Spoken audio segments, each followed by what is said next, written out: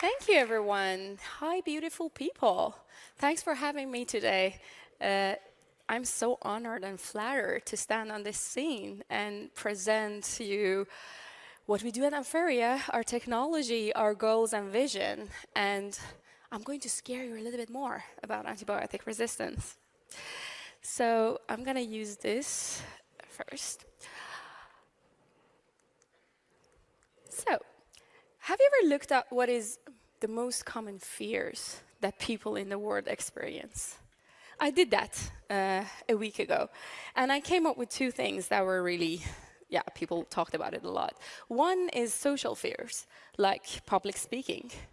And the second is the fear of dying. Apparently, I'm not scared of the first one, or if I am, you will never know. Trust me. But the second one, to be honest, I'm not scared of dying either. I'm sure many of you, some of you also agree with me on that, because that's going to happen at some point. What I'm most scared of is how the quality of my life is going to be, why I live. And also, I'm scared of being ignorant about the serious threat that we're putting our world into and affecting our world and our children. But generally, there has been improvements. Think about past centuries and how the quality of life has been changed. Our understanding of human body and science that helps us to come up with treatments and medical technology advancement that were unimaginable before. And the result is that we not only live longer today, but we have quite a better quality of life. For example, if you think about the pre-antibiotic era, which was happening before 1900, what was happening at that time was that people could die of very simple infection that we cannot even think of today. Everything changed after Alexander Fleming in 1928 discovered penicillin. And that was the beginning of a revolution to make medicines, antibiotic medicines, that could save many lives by that time. And it did that. How was that affecting our lives now? The effect is that, sure, we rely on antibiotics. We still do that. And we rely on that highly to treat any kinds of infection. We cannot even imagine a world without them, right? But something we have missed in this journey. Let's go back to Alexander Fleming. He warned us. Only a couple of years after he discovered penicillin, and he was receiving a Nobel Prize right here in Stockholm, he warned people about antibiotic resistance, and he said that the ignorant man will misuse antibiotic and make bacteria resistant to that. And what he predicted that day, we call antibiotic resistant crisis today. We didn't take him seriously, but all we know is that when bacteria are exposed to antibiotics, due to an evolutionary process, they can develop genes that help them to survive that treatment.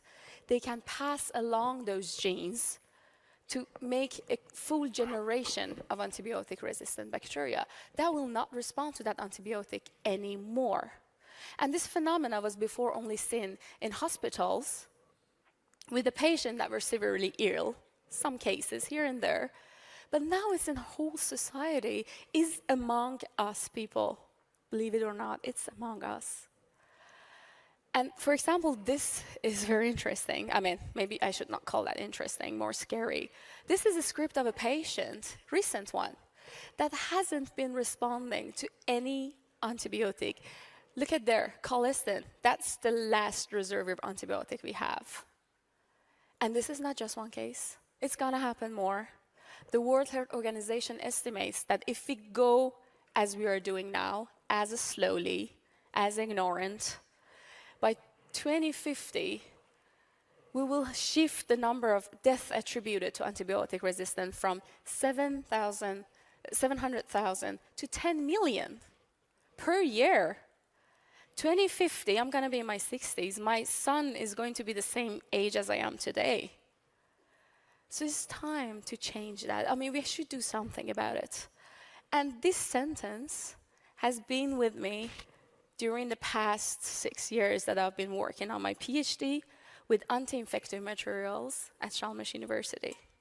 I kept repeating to myself that now we have all the power. We have equipped labs, we have the knowledge, we have a good team, we get support and guidance. And if we don't do anything about it, who should? And that is why we came up with this technology. So I'm going to get a little nerdy here, just introduce you to that technology and how this works. So we inspire from how biology and how our own body defend us from infection.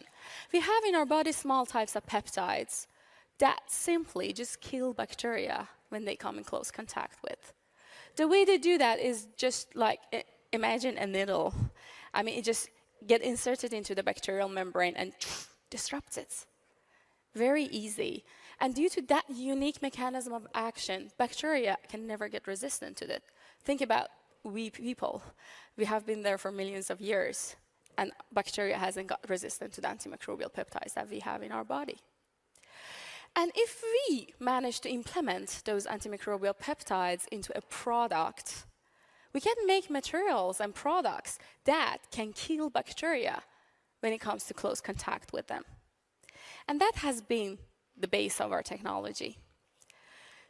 So now I want you to look at this circle and imagine that is your wound.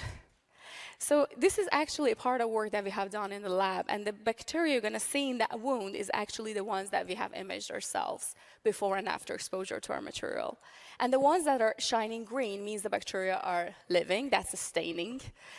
And then the ones that are red means dead bacteria. You get the wound. After some minutes, you get some bacteria. Only after a couple of hours, your wound gets saturated with bacteria. And if you're unlucky, you can get an infection. But when we have put this material and looked at it again, bam, all the bacteria just died. Can it be more simple than that? So that has been the basis of the startup of Amferia. We thought like we need to make that accessible for everyone. And that's why the aim of Amferia is to make medical devices that are antibacterial, that can kill bacteria like that. And of course, we want to expand our products and make it accessible for everyone, and to prevent infection as the first line of defending against infection. Like our first product, our thought was a wound patch, is a wound patch, that can kill bacteria upon contact when you put it on the wound. And unlike many of the antibacterial wound patches that are now in the market, this one not only creates any other resistance problem, it's perfectly safe for the environment and doesn't pose any cytotoxicity to our own cells. So we have also expanded these products into different, because we got interest from different markets. So not only human wound care, we have also emphasized on the veterinary market. Infection with animals is huge, and that will affect us directly as well.